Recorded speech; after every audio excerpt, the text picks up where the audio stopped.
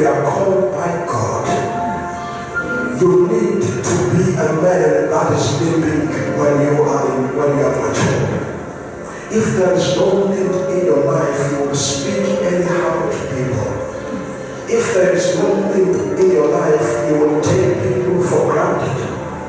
If there is no need in your house, in your life, it's very easy as a husband to say, I am a man of this house, you do what I say, you shall please. You stupid woman. So you need to be careful that when you walk this journey, allow God to break your socket so that that socket will remind you that you have